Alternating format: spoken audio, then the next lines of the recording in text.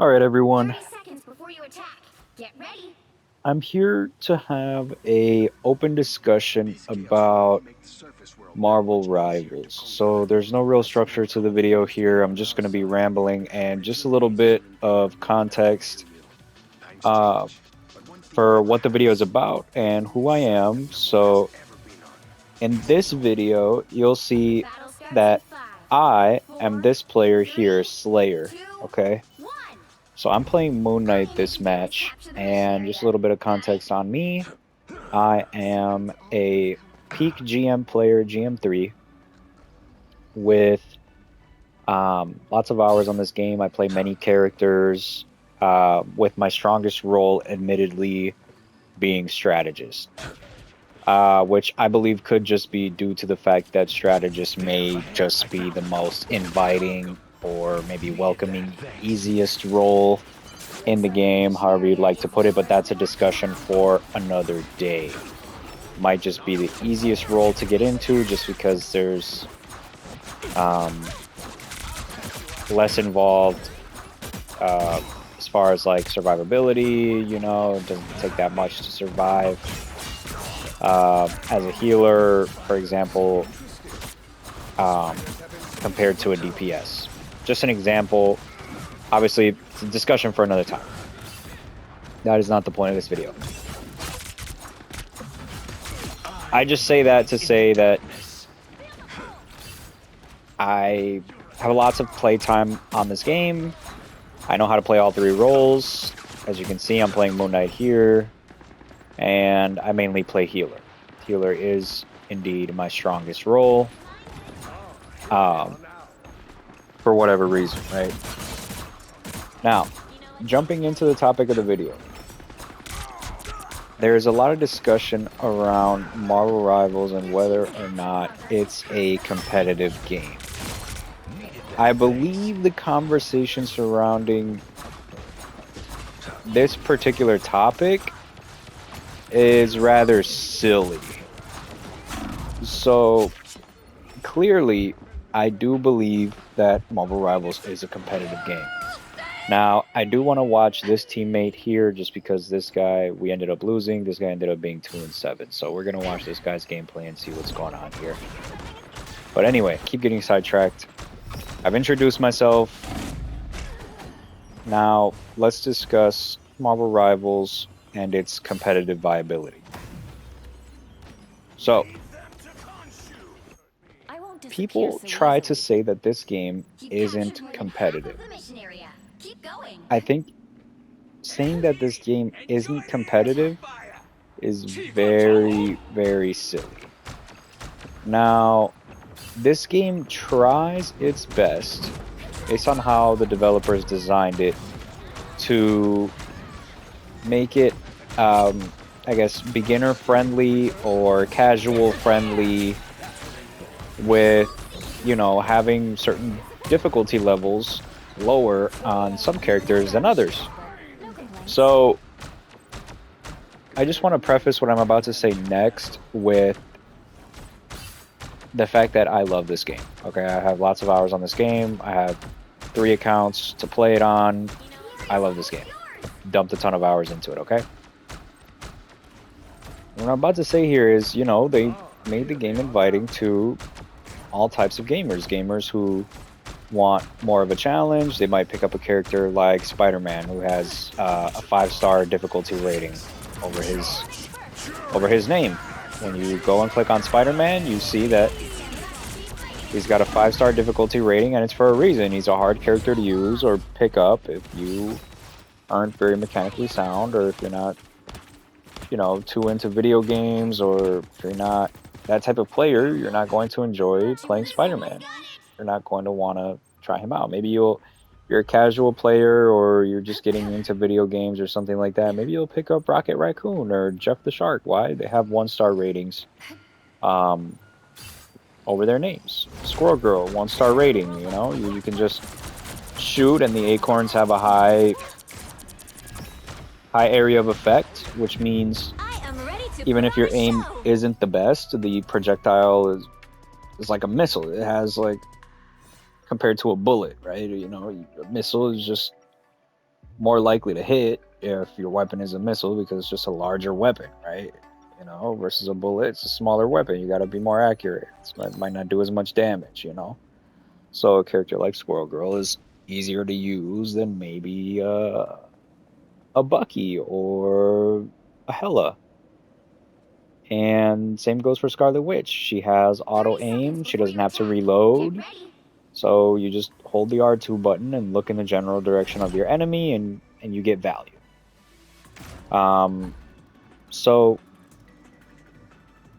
yes, there are characters that are easy to use that you can get a lot of value out of as well.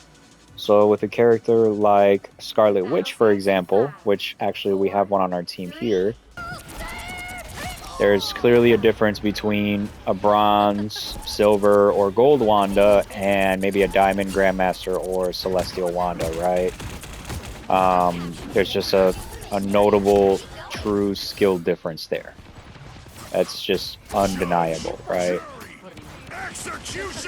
So, sure, although the character may be easy to use, it doesn't mean that, you know, there's no skill involved in using her.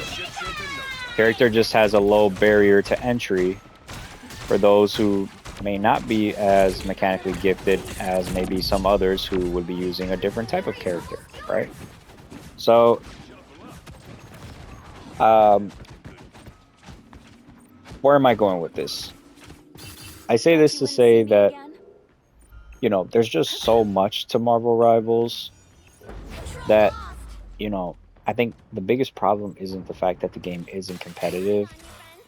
I think more than anything, even demonstrated by like the gameplay of my teammates here, which is high plat, low diamond, by the way, is that clearly there's just a complete lack of competitive fervor in the community. And as demonstrated by this invisible woman here, she's essentially in the middle of the field by herself, fighting 1v4, 1v5, 1v6, whatever the case may be. The community itself, at times, isn't the most competitive. And it could be because of dangerous preconceived notions like the ones, you know, we may be having in this community that that the game isn't competitive. Now, why do I say that's a dangerous preconceived notion? Well, because you get players like this who may think that, you know, the game isn't very competitive or shouldn't be taken very seriously, and maybe that's his thought process, or maybe not, but clearly he's not in any kind of position right now, from where you can see, to heal his team. He's extremely far away, nobody's anywhere near him, he's not healing anyone, he's shooting into the void. He's clearly not taking this seriously. Now, he could have just been throwing for whatever reason, right? He could have just been thinking to himself, you know, I don't care, you know, I don't care about this match, I'll climb regardless. Maybe he could have that mentality, right? But what precipitates this mentality in the community, right? What precipitates this I don't care, casual, like loading up a competitive mode to be kind of like a nuisance, or to not really put much effort, or to think that you're actually contributing when you're not really doing it well. The underlying attitude could just be that, you know, it's casual, it's, you know, it's not that serious, I'm not taking the game very seriously, whatever the case may be, right? And the fact of the matter is, this guy in particular was not a very good invisible. You know, it's just, there's clearly, the game is clearly competitive, there's clearly levels to playing any character, right?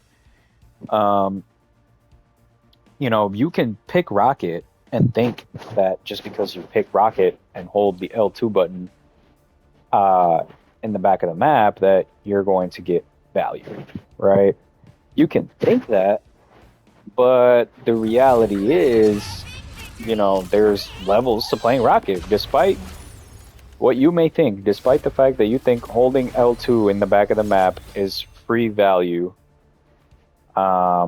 it's not really the case. Not when you're actually going up against maybe a rocket who's a little better than you, right? So, I mean, we can look at another match here that I may have played. Let's look at this loss here. Let's see if there was any buffoons. I mean, we've got this guy right here, probably a good watch. Let's go ahead and watch this. So keep in mind, I'm Slayer. I'm right here.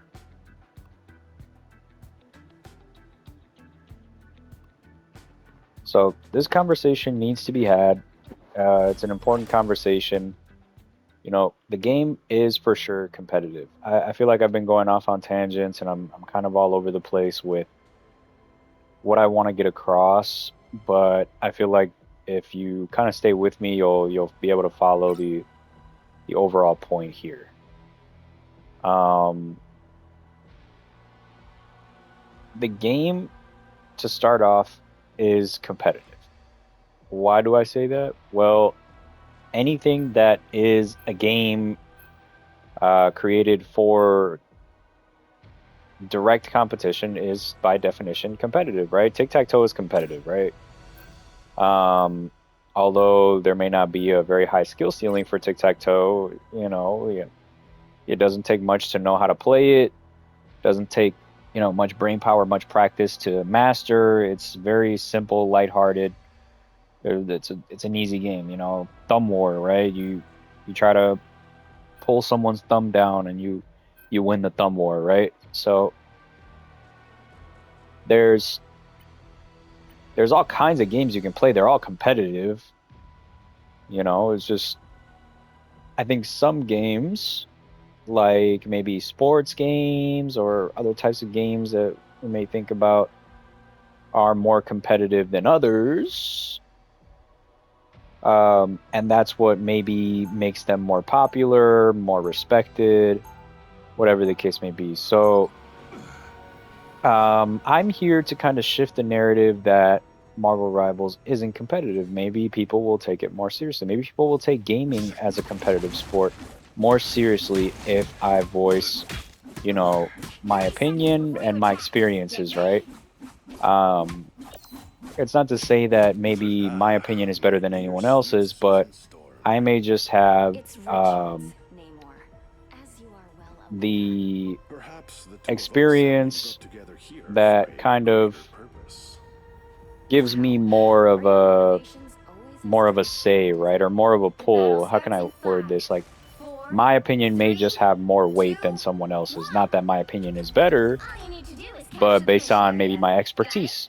You would probably want to take my opinion more seriously than someone with less experience, less care, et cetera, et cetera. To give an example, you know, when you go to the doctor, you go to the doctor because he's an expert in what he does. When you need a lawyer, you go to the lawyer, he's an expert in law. You know, if you're a criminal, he can try to get you out of a jam, or she, whatever the case may be, right? You don't go to the plumber for advice on law. He's going to tell you he doesn't know, right?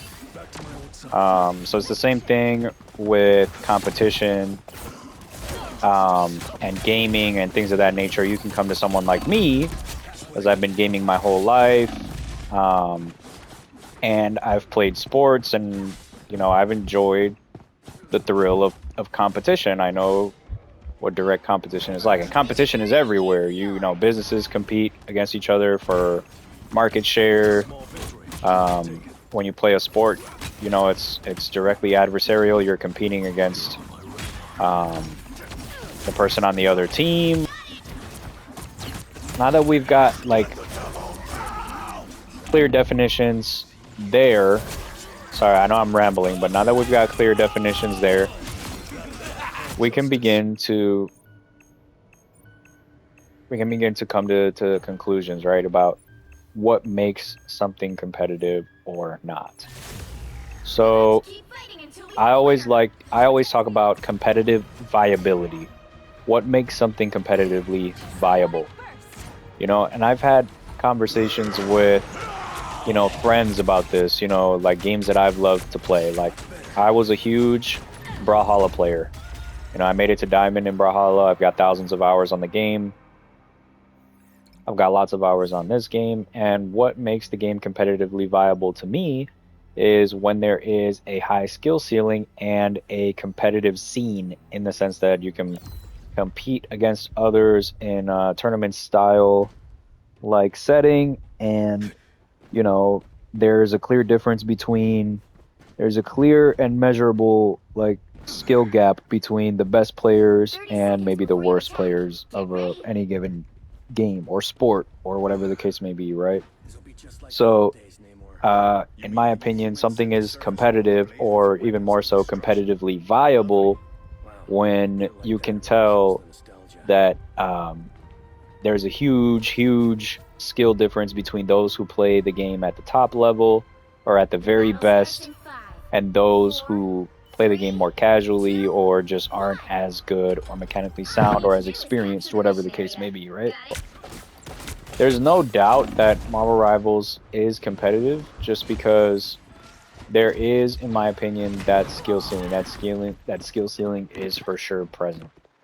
Now, there is levels to competitive viability, or there are games or sports or something like that that might take a little bit more skill than others. There is clearly, very clearly, a difference in skill at the lowest levels of the game and the highest levels of the game. And the difference in skill is very wide, right? So the best players in this game are just a lot better than the worst players in this game. A game like this, just off the bat, you can't just jump into this game and expect to be successful. It's just not gonna happen. You have to know what's going on to a certain extent, and there's a lot to it. So, I mean, in this game, I mean, just for starters, I mean, you have 3 different roles. You have the strategist, you have the duelist, and you have the vanguard, which a lot of people take as, you know, simply put, healer, DPS or damager, and the tank.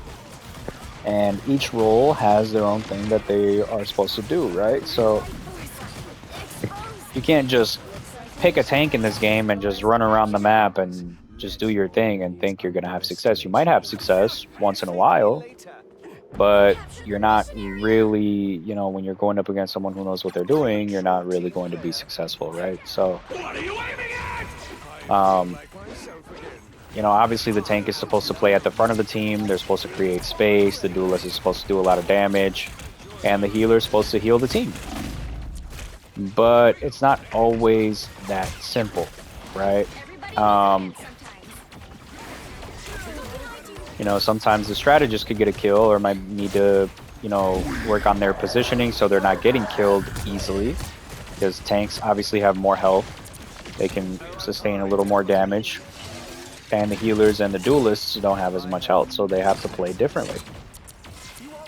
They all have their role to play for the team, and they all have to play differently. On top of that, each character in this game, out of, I mean, how many characters does this game have? 40 plus, at least?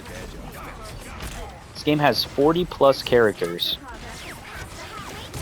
And each character has a completely unique moveset and abilities. So, on top of the fact that you have 3 different roles, you also have 40 unique characters. And counting. And it's only going to get more and more expansive, right? And on top of the fact that each character has unique abilities, they also have unique ultimate abilities. So someone like Loki is completely different from Cloak and Dagger. He just fundamentally plays completely differently. Even a game like Brawlhalla, which I consider competitively viable, because there's 50 plus characters in that game as well, they all have the same base set of moves, but they all also have unique abilities, right? So just off the bat, there's so much more you need to know foundationally. And it's just, to me, that's just the reality of the situation. Now, you can say, if you want to make an argument that this game isn't as competitive as maybe an Overwatch, or doesn't require or doesn't have as high of a skill ceiling as maybe another game you've played, well, you can make the case for that. But to say that this game is fundamentally not competitive because it's more inviting, or maybe has a lower barrier to entry than a more competitive game would, it doesn't mean that this game isn't competitive. So there has to be something that clearly separates those who play the game at the very highest level from those who play it casually or at a much lower level, right? And I think Marvel Rivals does clearly does this, right? You can't tell me, if you want to prove that this game isn't competitively viable at all, then I need to see people in One Above All and Eternity lobbies consistently losing to people who average plat and diamond or even lower for their whole Marvel Rivals career. And we don't even have to go that far. I mean, we could go even if you go a plat player or a diamond player versus a silver or a gold player. Like, take someone, why don't we, if we really want to determine this, we can just do an experiment. Take someone who has been playing the game for multiple seasons, take multiple people who've been playing the game for multiple seasons and have averaged maybe gold, right, throughout their entire Marvel Rivals career, and put them on a team together and put them up against maybe guys that have averaged diamond for their whole Marvel Rivals career, and see if, there's going to be success there. Because if the game truly isn't competitively viable, then, there's going to be no real discernible difference between the guys who play in gold and the guys who consistently play in diamond, right? There's going to be no noticeable difference in skill there. Now, it's not to say that maybe, with enough time and enough practice, or maybe even whatever the case may be, that those guys in gold won't eventually reach the level of the guys currently in diamond. But, it's just to say that there's clearly a difference in skill there. There's clearly a measurable difference between what someone at that higher rank can do versus what someone at a lower rank does. And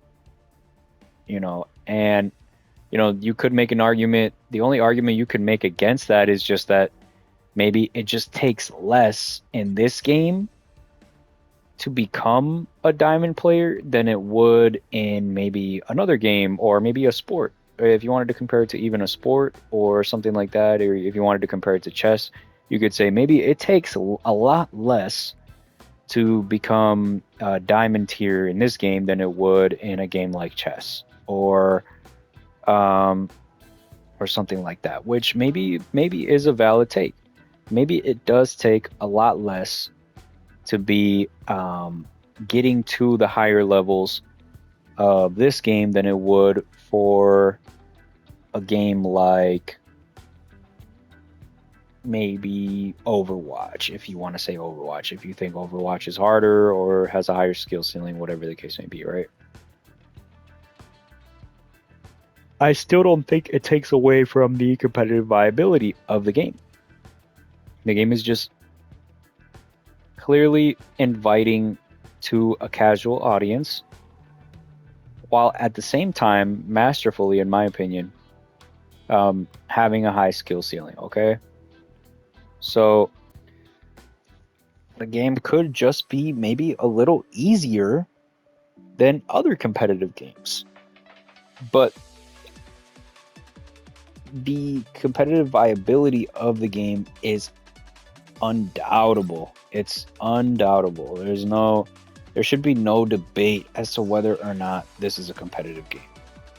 Now, is there an argument for the community not taking the game seriously? Yes. Is there an argument for maybe this game being easier than other competitive games? Maybe. I haven't played enough games at the very highest levels to tell you whether or not this game is Pick your hero. as Or villain. competitively viable as other games, or more or less so competitively viable than other games. But there's absolutely no doubt this game is competitively viable. Absolutely no doubt. There should be absolutely no doubt. Now, I think to say so is just silly. There's too many characters, there's too many abilities, there's too many things that affect the outcome of the game, for people to 30 say seconds that before you like, attack. Get ready. yeah, like the game just isn't competitive. It's just silly. It's just completely silly. Okay.